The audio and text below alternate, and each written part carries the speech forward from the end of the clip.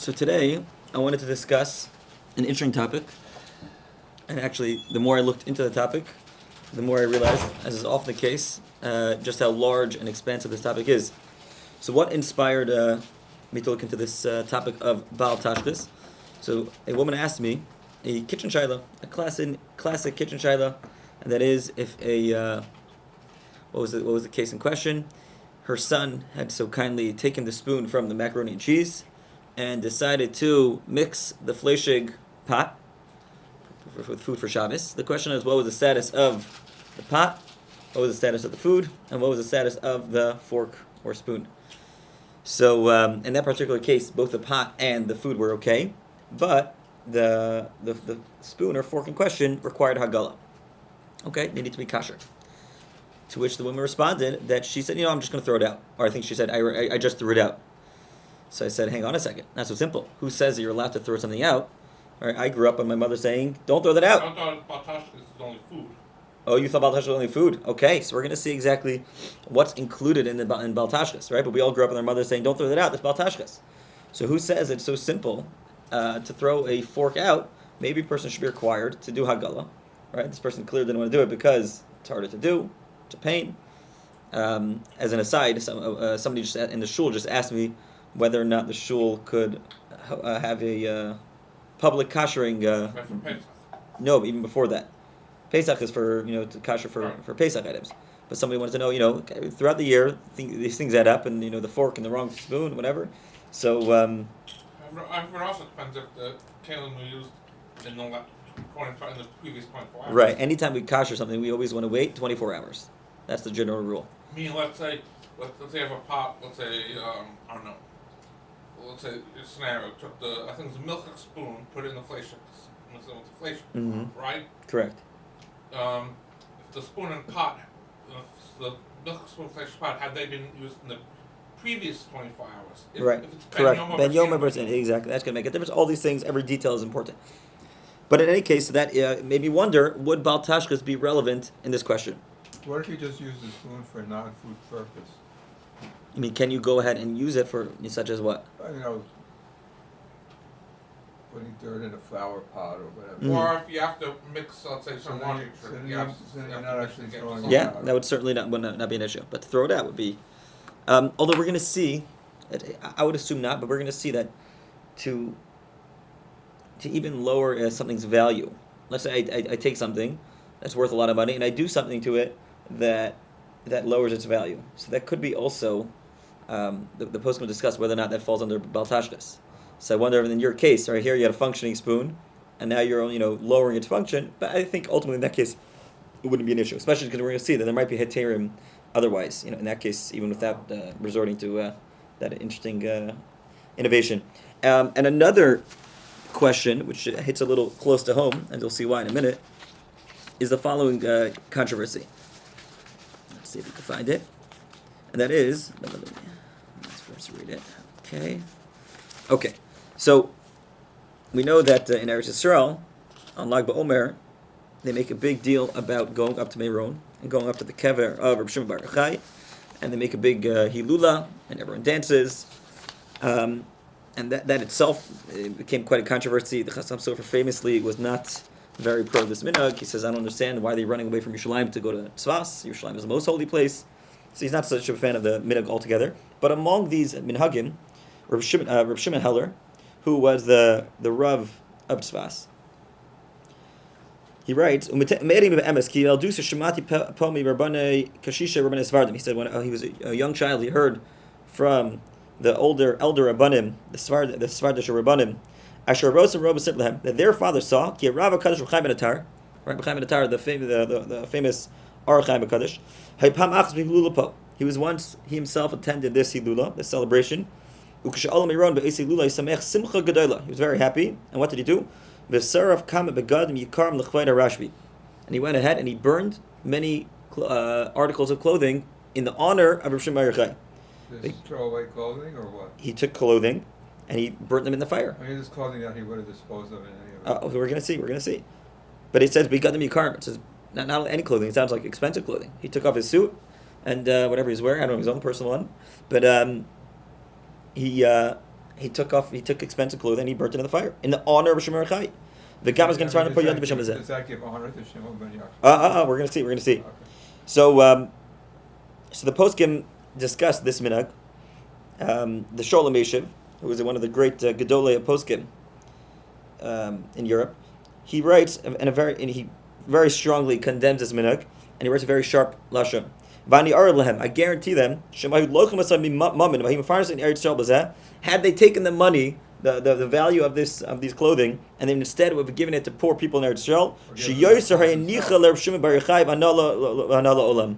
Rabbi Shimon Rechai would have been happier had you taken that money, right, or he pawned off those articles of clothing and giving it to poor people instead of burning it as fire. Or giving them directly to poor people. Okay, yeah, one or the other. But essentially, what he's saying is that this minhag is totally baseless. There's no heter to burn clothing, and you probably would have been better off giving it to tzedakah. And if you want to do something for Rechai, don't be over Bal Tashchis. Instead, give the money to aniyim. Wasn't there an old custom in the Middle East to burn the king's clothing? Oh, we're gonna see. It's a Mishnah, right? The Mishnah of a Dazar. Okay, so we're gonna see that there is a place for it. So we'll get there. And one last one from the Chikrid Leiv. I'm sorry, two more. The Chikrid Leiv. I can't find any heter for this. Dinir deika is Bal Tashchis derbanan. So he throws in, at the very least, it would be aser miderbanan. Right? Even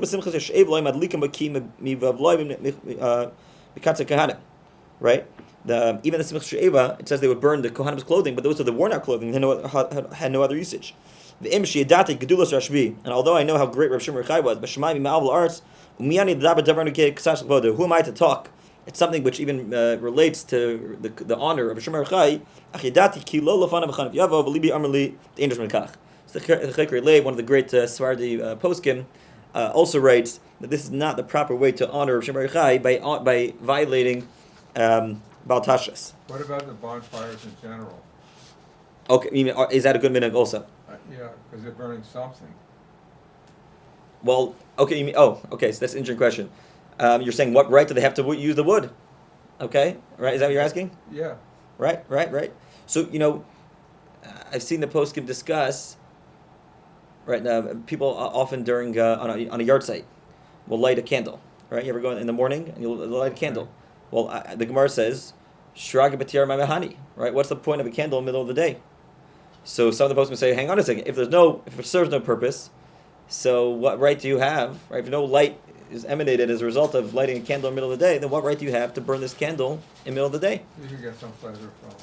What pleasure do you get out of it? Seeing it lit. What? Seeing it lit. But if there's no light that you're getting, it just seeing it lit. Okay, so we're gonna have to. So obviously, we're gonna have to find. So according to this, you're never allowed to do anything because ultimately you're always burning some resource, right? I'm not allowed to go for a drive because I'm using up the gas. If you say that it's for a valid purpose, then. Okay, so we're gonna have to define what's a valid purpose. When is going to be permitted? It could also be subjective. Right. It would seem to be subjective. Exactly. There's definitely a lot of subjectivity involved. But I thought you were asking about the actual minhag of celebrating Meron on Lag BaOmer. Well, yeah, the big bonfires. I mean, is it out of proportion to what they really need to do? Exactly. So look at the Chasam Sofer writes. So there's in Yeridea Reish Lamed Gimel. Ve'im ki kol kvanas l'shem shemayim schar Rabbi Safek. So certainly they're doing l'shem shemayim. Okay, so the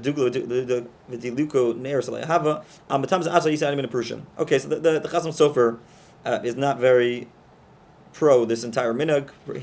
In this Drashas Chasam Sofer, this is discussed also. The Piskei Tshuva actually quotes this halacha that Lag BaOmer is not supposed to be. It was not meant to be this huge mass event.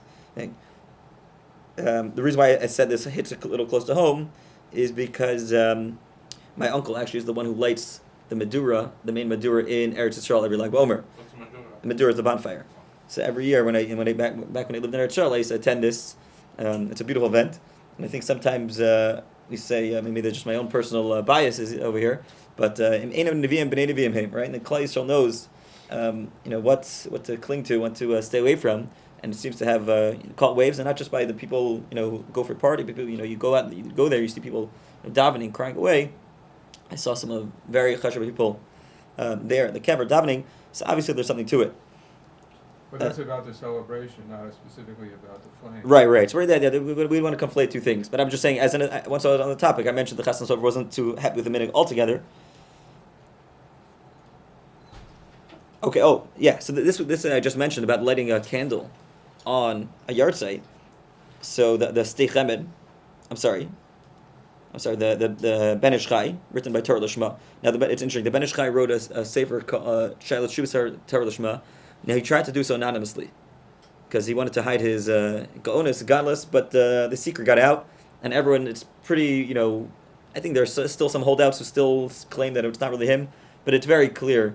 If you look in the new Mahaduras, the new versions of the Sefer Torah Lishma, so in the beginning they proved quite conclusively that it is indeed authored by the great Ben Ish Chai of Baghdad. So he writes, the custom to go to Meron and to light these articles of clothing. She says, don't question them because they're doing it for the sake of a mitzvah. And minhag Yisrael Torah, right? If it's a minhag, a Jewish custom, it must be part of Torah. He's the custom. Everyone lights candles during the day in the shul. Right? There's no extra light. Nobody ever said that that's a problem of Bal Tashchis. Because they're doing it either in honor of the basic Knesset, right? Or they're doing it in honor of the tzaddikim. So as long as they're doing it for a purpose, don't tell me it's Bal Tashchis. You're doing it for a reason. They're doing it for a reason. It's not Bal Tashchis. The whole point of candles is to light them, and that's what candles. But you just told me that they're doing it for their honor, right? Didn't you tell me that there's such I said it was they were deriving some kind of enjoyment from it. They get some physical benefit. But he's saying, but you're right. But what he's saying is that since they're doing it for a constructive purpose, and that is to give honor to those. Or why do people light yard site candles? Right, that is for the deceased. For the deceased, right? What physical, what tangible benefit do I get by the fact that there's a thing? So you know it's happened. But there's a what? You know it's lit. That's your benefit. Right, but there's a real. The Magen Avraham says that a person is allowed to ask a non-Jew during Bein Hashmashos to light a yard site candle. Right. Right? Because there's a purpose in it. Sure. Okay? So says the Ben Ish Chai that since this person is doing it for l'chvod a mitzvah, so that's a purpose, right? But ultimately, the candle is meant to be lit. That's what you decided. It's a multi-purpose candle. Well, okay, but candles are multi-purpose. Sometimes there's to show light. Sometimes to give honor. Who says one's more important than the other? Okay, the point is, someone has to strike a match or something and light the candle. Whereas clothing is not something that you would normally burn. The only time you would normally burn clothing is if there was some kind of a plague and you want to eliminate it. So again, you're arguing why it should be a problem or why it shouldn't be a problem? I think burning clothing is a whole other category than lighting a candle. You're saying because clothing is meant to not be burned. Not be burned. Candle is meant to be burnt, so even if Okay, you're doing it for no reason, interesting distinction. Interesting distinction. But I think that all this is really leading us. We really have to understand the fundamental prohibition of Bal Tashchis. Okay. Right? We're sort of working backwards. We're kind of bringing the examples. Now we're going to work backwards, try to understand the Isser, and maybe then we could go on to, each case to assess whether or not it would fall under that category. Okay. I see. Yeah, the Yeshua's Malko. He actually gives a rationale for this minhag. He says because we know that when Rabbi Shimon Bar Yochai was learning Torah, he did so with his sand up to his neck, and he had no clothing on. Right. So this is sort of to allude to that period in time when Rabbi Shimon Bar Yochai didn't was able to be osik Torah, and he says he had a mile of Adam Rishon Kod Mechet. We know Adam Rishon Kod Mechet didn't have clothing, and that's why Rabbi Shimon Bar Yochai during this time period had the madreg of Adam Rishon Kod Mechet, and we know that at this point when he was hagalah, the sister Torah, the chelak anister, the hidden parts of Torah. So this is what we're accomplishing by alluding to that. Okay, if that's really what we're doing.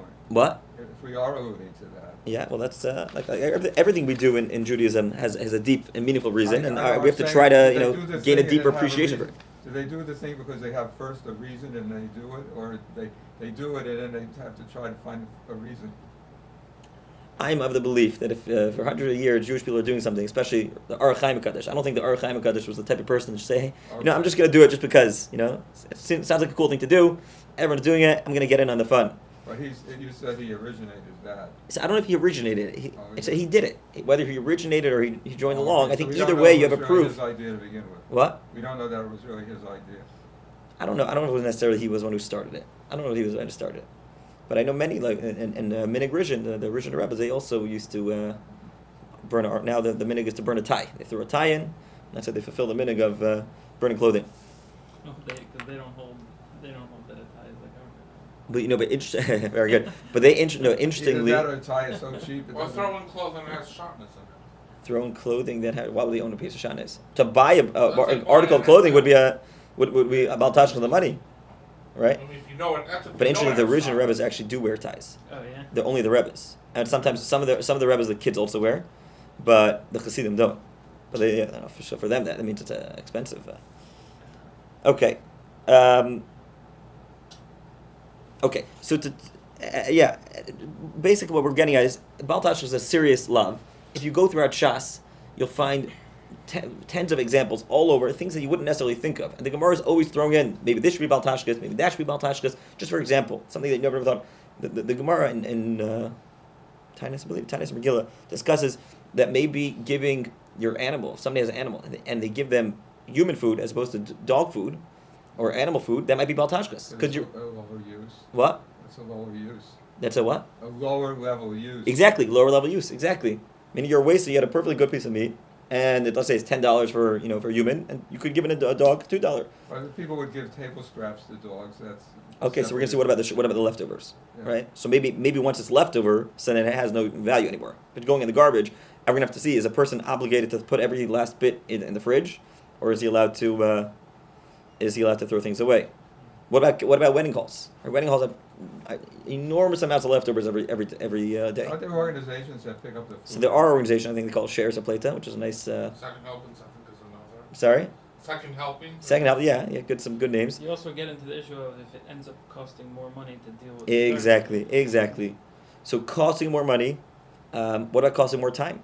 Is time a factor here, right? Which is essentially what the question we started off with, right? It takes too much time to do hagalah, too much tircha. So maybe that should be a heter.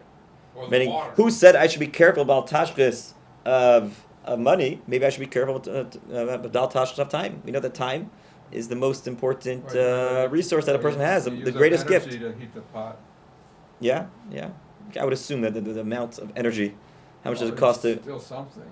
Right, but I don't think it adds up to equals the value of the fork. Well, the colder, in terms of boiling the water, the colder the water is, it's going to take longer. Right. So, the gas, electricity, Yeah. beyond longer. Yeah, but I don't think it adds up to. A gallon of water can take a half hour to boil. On Yeah, the stove. but I don't think it's going to be that much. Freezing cold. Okay, so now let's So there's a principle, right? yeah. A basic principle that says what's Bal Tashchis and what's not. So let's. I think all these questions are sort of, banging at the door. What is that principle? We have to first understand the principle. So let's look to the I would say the main source to the Isser Bal Tashchis, to the prohibition of Bal Tashchis, and that is a Gemara in Bava Kama Tzadi Aleph and Bebeis. Isn't it the matter of destroying fruit trees, from Chumash? Oh, exactly. Okay, so the Gemara in Bava Kama, the bottom of Tzadi Aleph and Bebeis says as follows: Amar Rav Dikla Datan Kava Asal Limixasei. So if you have a decal that bears a kav's worth, a kav is a measurement, so a kav's worth of te'inim, I believe. So it's also to cut it down. So that's that level required to have this prohibition. Meaning anything, let's say it doesn't produce a kav's worth of te'inim, so then a person is allowed to say yatz l'schar b'afseda, meaning it's not worth it for me to upkeep. Right? It takes a lot of time to upkeep a tree. You've got to water it. You got to prune it. You got to do this and that. So if a debt can't produce a cow's worth, so then a guy could say it's not worth it, and he's allowed to cut it down. Or you might want to just use the land for something else. Okay, we're gonna get to that exactly. I mean, I'm saying all these things we're gonna get to. Right. I hope we're gonna have. I hope you guys have it Sunday, right? Where are you guys running? We have all day. It's a lot. Yeah, it's a huge topic, and we'll have to make this into more than one share.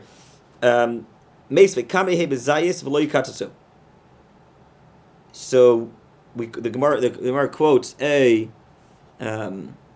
mission which says how much olives does a tree have to bear in order that there should be a prohibition of of cutting it down a tree. So the Gemara says rova, a quarter, meaning a quarter of a kav. So earlier we said that the prohibition is already only if there's a kav, and now we're saying that's even less, even if it's a quarter of a kav. But now we're doing olives. So says the Gemara, shani zeis and the chashivi. Can't compare apples and oranges, right? Olives are much more valuable, so you can't compare that to te'enim. I keep on saying te'enim. I'm pretty sure it's te'enim. Yeah, dekel produces te'enim, right? Yeah. Yeah, there we go. Dekel or dates. Yeah, but one is fig and one is dates. I don't know. Yeah, I should know because actually dekel. Yeah, I think it is dates. Yeah, actually my name Teitelbaum means palm tree, like a date tree.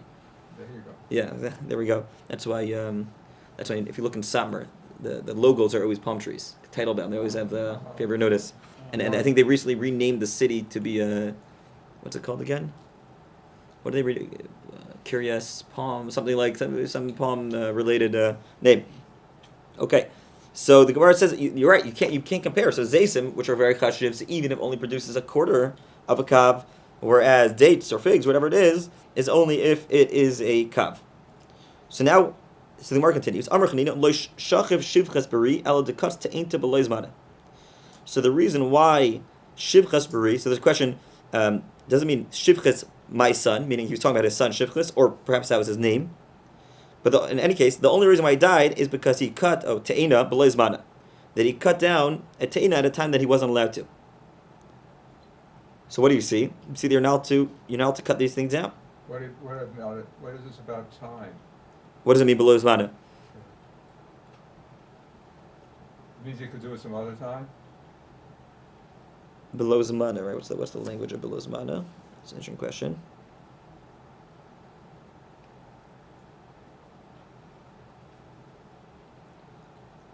I think it means at a time, meaning it was producing fruit, meaning it wasn't like an empty barren fruit. It was in bloom. Right, it was in bloom, exactly. And it was the type of tree that was capable of blooming, as opposed to a dead tree. Amar Ravina v'mahayim ula b'damim mutter. But says Ravina, but let's say the wood was more valuable than the fruit, meaning you have a type of wood that a type of tree that produces beautiful wood like this table. So that's more valuable, and you could sell the tree for $500, and the amount of fruit that it produces is only $300. I don't know how you evaluate it over 1 year, 3 years. I don't know how long the returns we're discussing. But in any case, if it's more valuable for wood than it is for fruit, then it's permitted. Tanim Haki, bring another brayso to this effect. Rak eitz asher teda za'ilan meichel.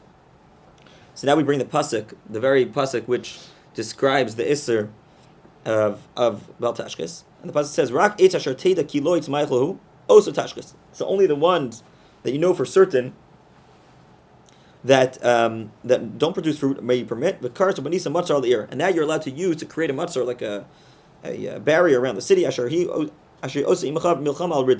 Right, for the sake of milchama purposes.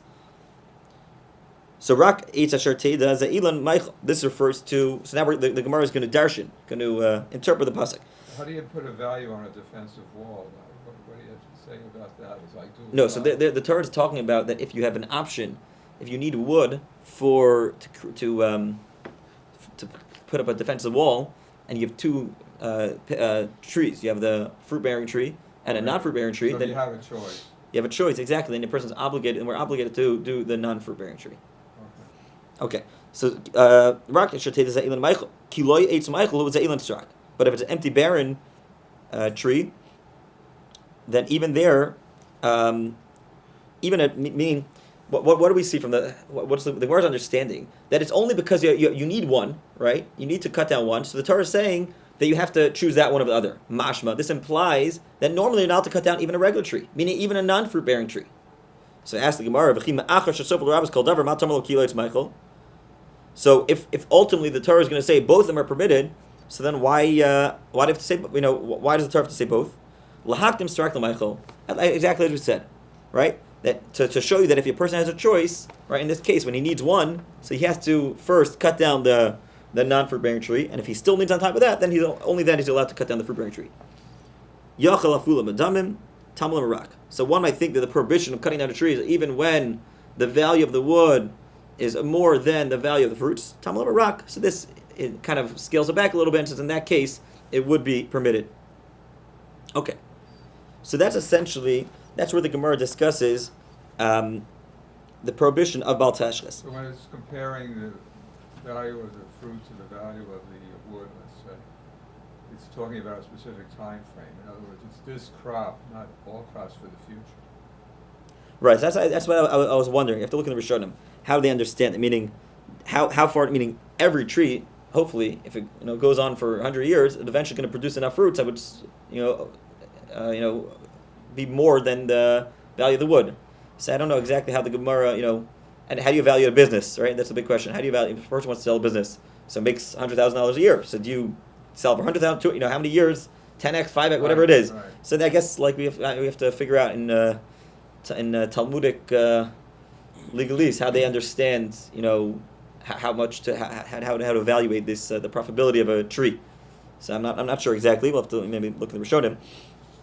But in any case, we see from here the isser of cutting down a tree. But at the same time, we point out that it's not like this Xeris HaKasev, this ironclad Xeris HaKasev, there's never any room for exceptions, right?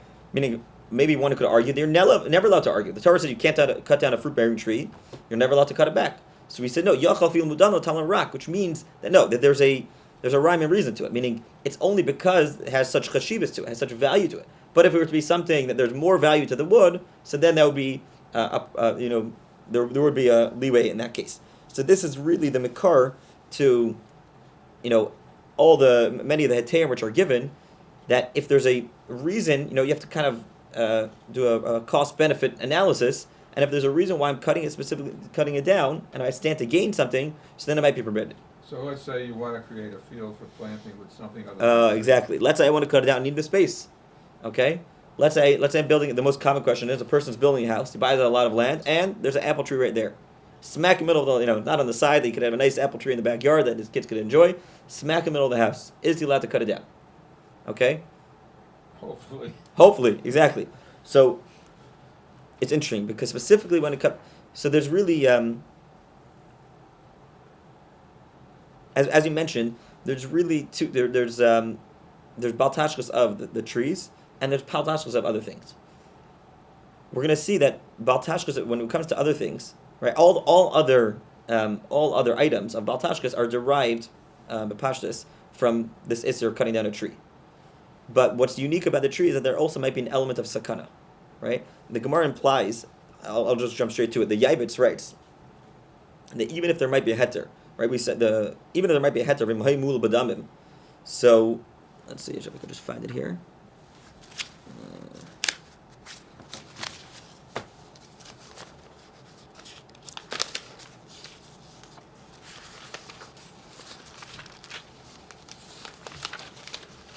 Oh, there we go. In shailah Shuvas Yaivitz, Rabbi Yaakov Emden, Chelik Aleph, Siman Ein Vav.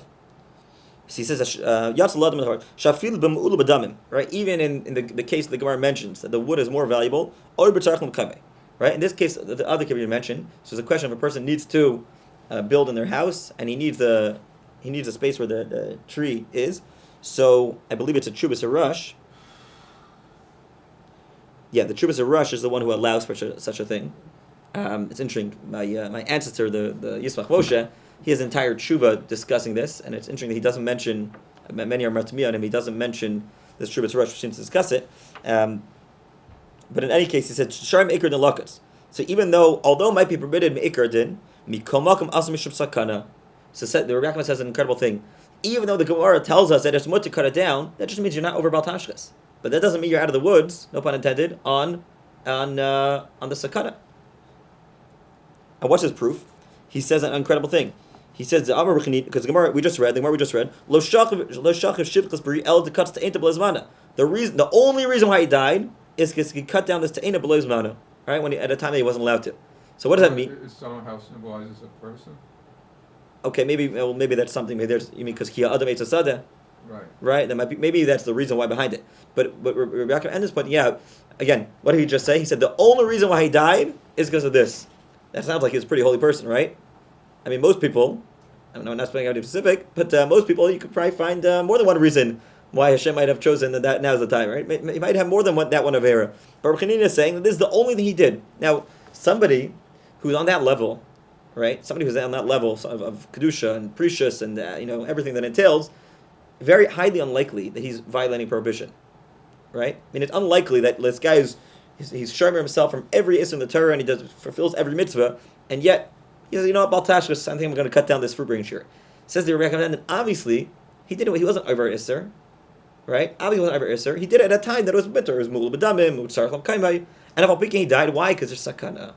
Meaning How do you measure the level of sakana? How do you measure the level of sakana? He's saying that there's an inherent sakana in cutting it down. At any time, for any reason?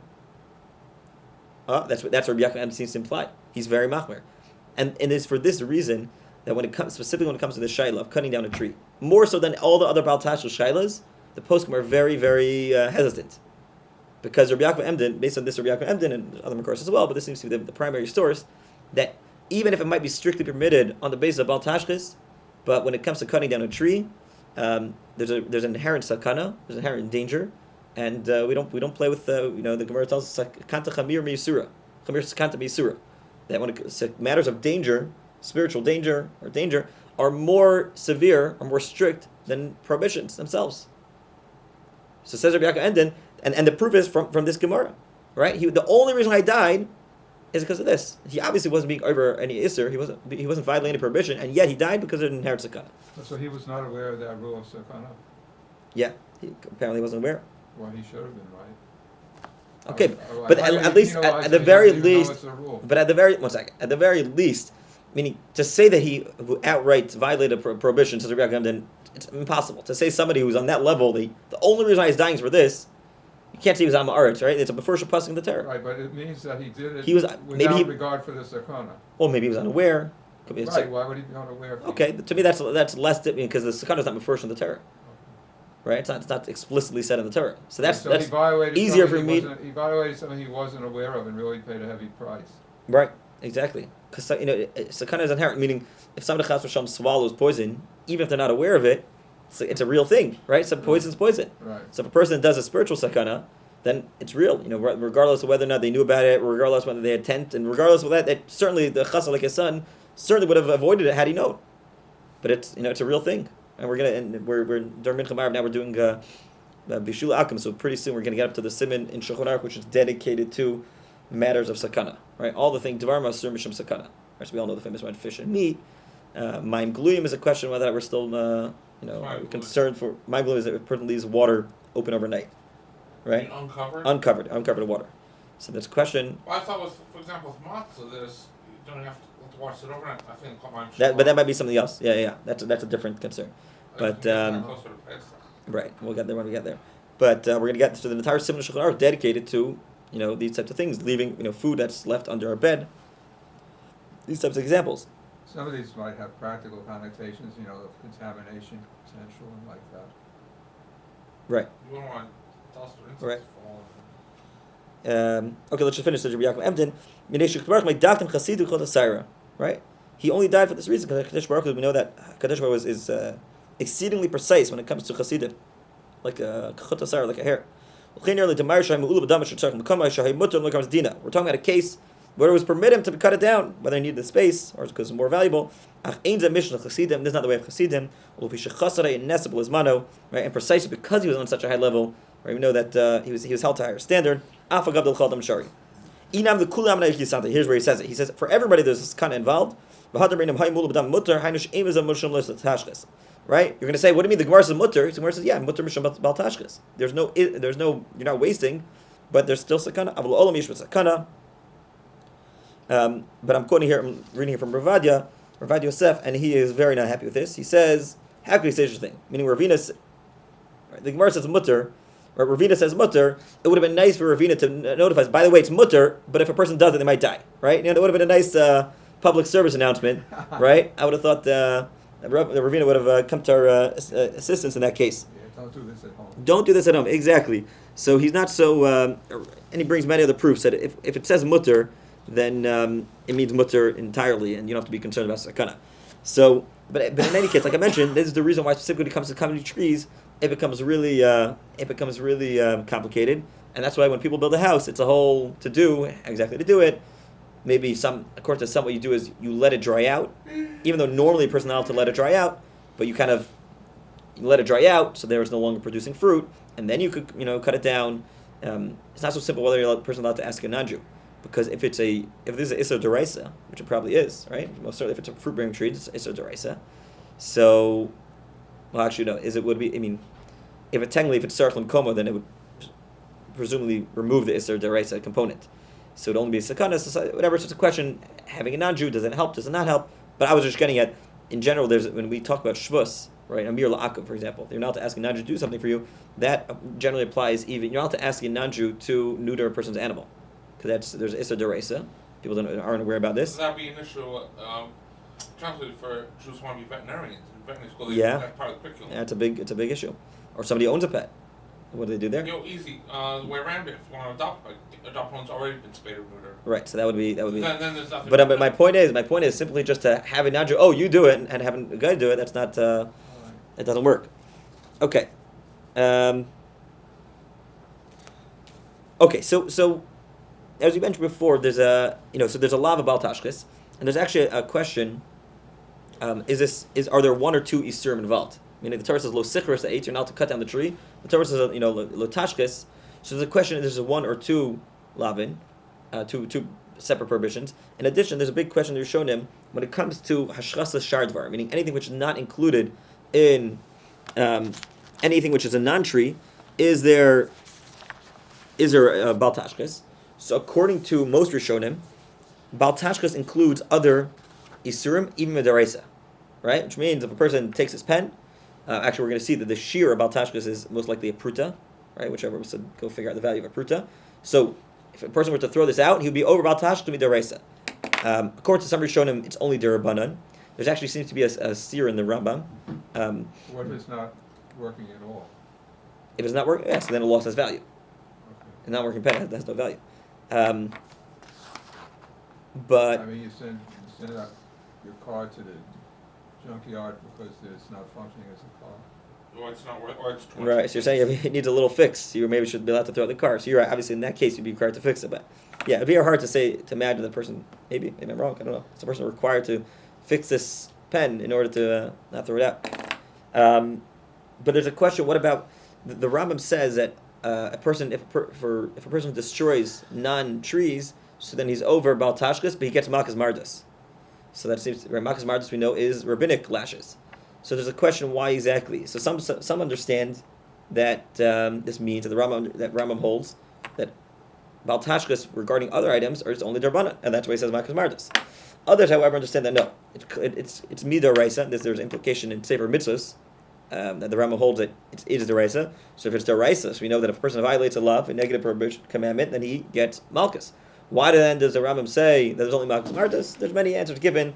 The Chasam Sofer said there's a lav shebeklalos. Anytime you have a lav, which is not a specific directed lav, meaning the lo savashal gedi b'chalevi mo, right? To be mashal basar b'chalav.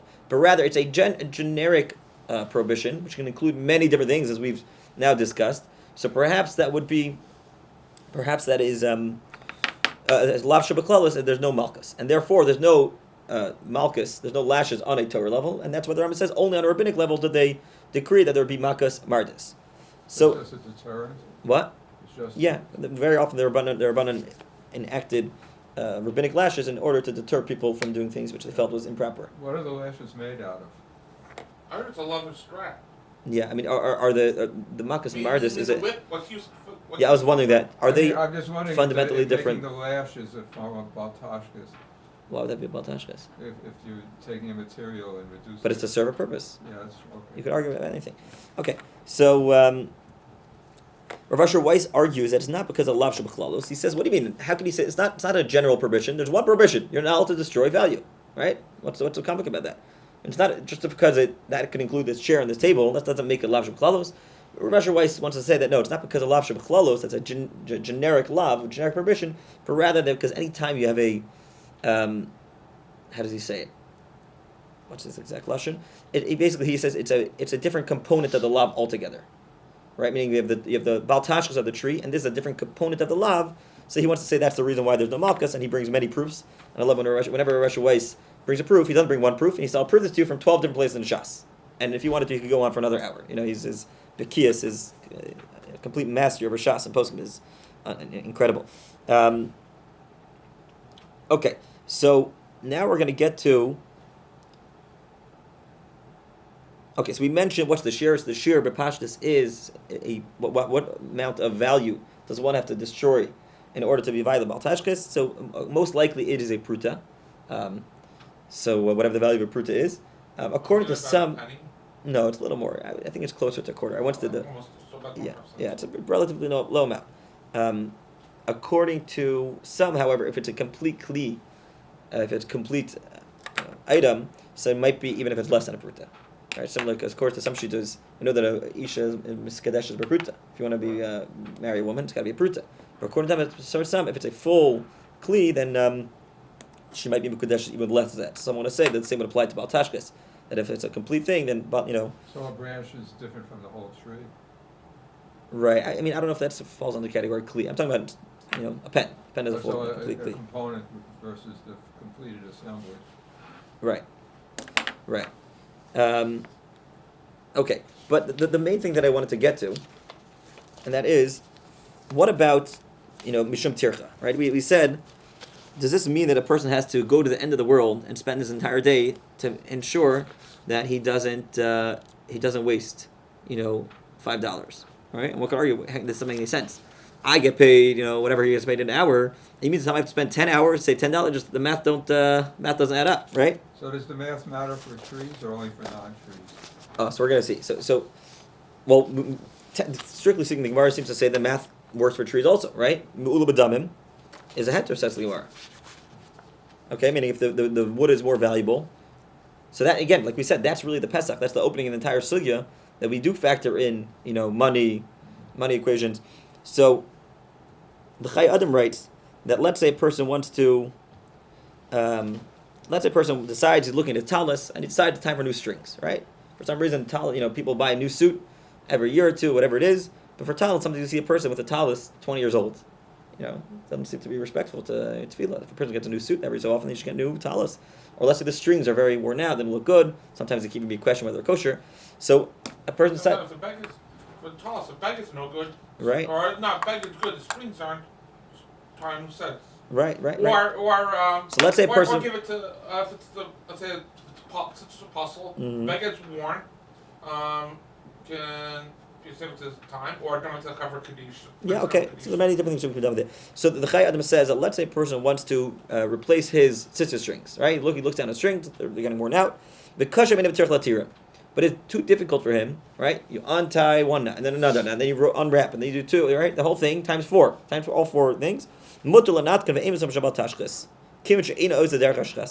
Right? He's allowed to just take a scissors, cut it off at the source, at the root, and there's no Bal Tashchis.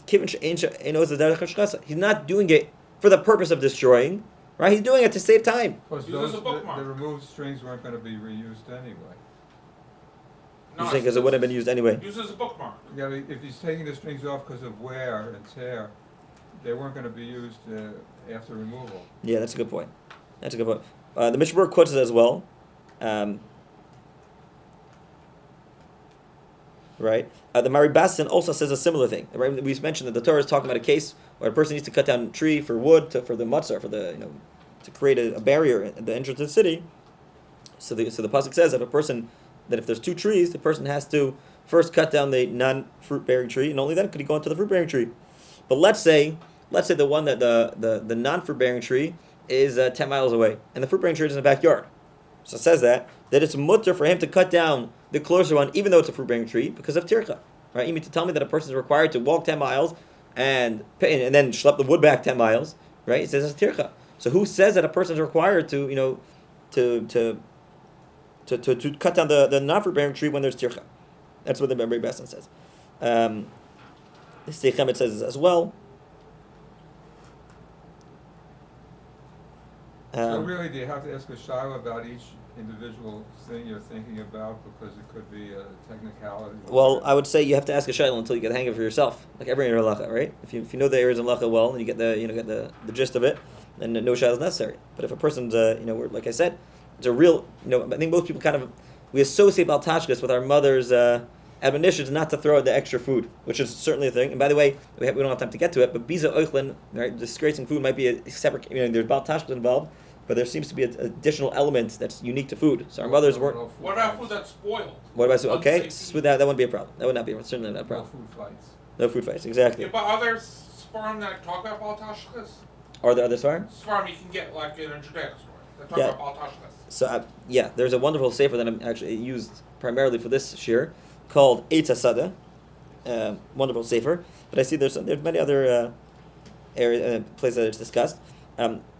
Someone to differentiate between this case, that in the case of this Mary Basim, which says you're allowed to cut down the closer tree to prevent tircha, so he said no, because you can't call that an act of hashchasa. Why? Because ultimately he's using that for the barrier, right? Whereas other places, when tircha, there's no positive, there's no positive toelis that's coming as a result of my whatever the hashchas is. So maybe that's not the same. Right, so if you aren't going to get any toelis, what's your motivation to try it out anyway? If it's meaning his point is meaning in that case it's only solely to prevent tircha. So who says you have a proof that again with the Mari Basin, he writes it was a Chuba Sefer. You're preventing tircha for something you need to do somehow or other. Right. But So who says meaning again where he's trying to bring a proof from the Mari Basin, who says you're allowed to cut the closer one. He said no, maybe in that case it's a little better. Meaning the reason why there it's better is A is prevent tircha, and also it's not a destructive act. Right, cutting down the fruit bearing tree is not a destructive act because ultimately you're using the wood, right? Whereas other cases, I'm just throwing out the fork. There's no positive act involved over there. Now, what if you put the fork in recycle? Oh, recycling is also another discussion. You mean that would save? Yeah, but everyone knows that recycling is going straight to the garbage, right? It doesn't actually get used, right? Come on. Metals fall in a different category. This is why you have scrap dealers. Okay, maybe metals, but yeah, there's no way that my plastic Coke bottle is going to anywhere but the garbage. I don't buy it for 1 second. So does that mean we should end recycling in Indianapolis? What? We should end recycling. I didn't paskin anything regarding recycling here. If they don't take it, the garbage man does. So We'll end off. I think clearly this is maybe there's room for another shiur on this because it's such a big topic. But I'll just end off with maybe two things.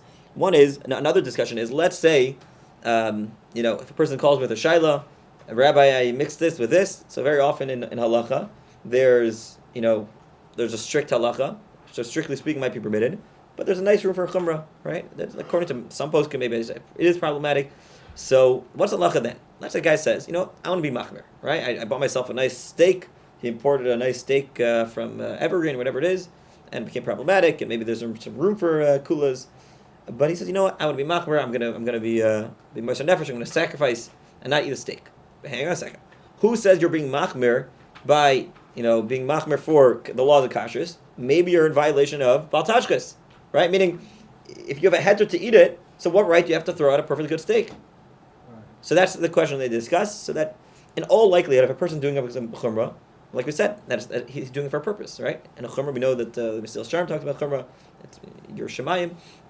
So obviously it has to be in the right place, in the right time. But most likely that would not be an issue. When it comes to Bal Tashchis of food, so I've heard from my Rabbi Berkowitz many times that a person is not a garbage can, which means that a person not he's clearing off the table from the Shabbos suit, and he sees an extra piece of chicken here, and it's going to go in the garbage, right? He's not required to eat it in order to prevent a person not a garbage can. That's obviously not the kavanas of the Torah, or the intent of the Torah. Right? Okay, but maybe it's not feasible. I'll give you an example. I'll give you a good example. Let's say it's the Shabbos going into the 9 days, right? So it's not. You won't be able to have it. You won't be able to have it. Although there's a fascinating chidah. It's a shlo halacha, but the chidah says that perhaps one could argue that the food that a person made for Shabbos might be permitted, even meaning that specific food might be permitted going to the 9 days. He brings a fascinating raya from a rush in Chulin, which the Gemara discussed about Basar Nechira. Does anybody actually do that? So it's interesting. Who brings it down? The Shari Tshuva brings this down. There are some, I remember seeing somewhere that some are makel, but seer for that for Malav Malka. Meaning, so it's a little bit celebratory. We're not going to so maybe you could this is what we call sniff, like an extra reason to be makel. Some are makel in that case. But yeah, like I said, it is not, maybe the Mishnah brings it down. I don't recall offhand. But yeah, there's not what we call normative halachah. So, but it's kedai to look up because it's a very gishmak chidah. He has a nice chap in the Russian Why Kulin. not rules an extension of the original rule, which was the week that it falls out? Yeah. So Strictly speaking, the 9-day rule is really an but a extension. shavua shechalbo, right? Yeah, It's like the Mishnah in Tainus. Yeah, we have that this year because like I said, this year. Right, and Sephardim are only marking for that, but there's already a minhag kaddim already. There's a very old minhag, and the Aruch Shulchan is very strong against those who are try to be lenient. Oh, they Medina the Mishnah. It's only the shavua No, shechalbo. I mean, in a real pinch, you maybe could. That wouldn't be. I don't think that'd be a room to be makel. But in any case, so let's say in that case, you're going. It's that Shabbos, and the food's not going to be good. After the 9 days. So maybe the person argued, I have to eat this last piece of chicken in order to prevent Bal Tashchis, and the answer is no, clearly not. Person not a garbage can.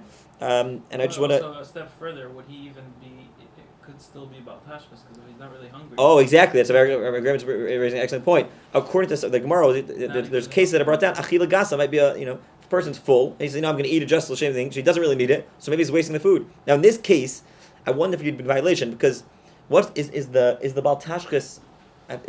So you clarify, Kira.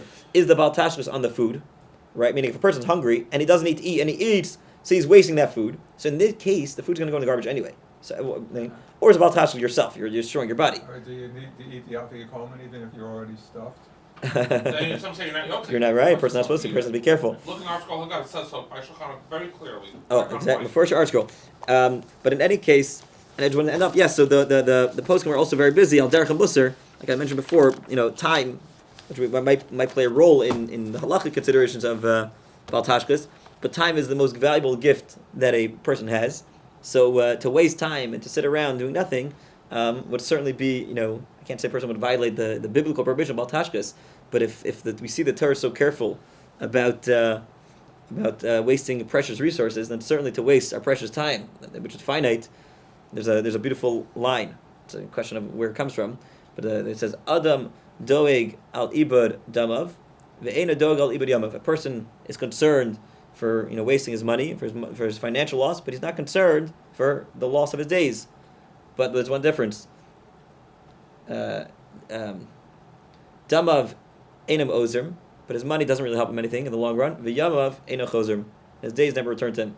So a person should be very careful not to waste the most precious gift that we have, the gift of time. We should all utilize it well in the service of Hashem. Thank you, everyone.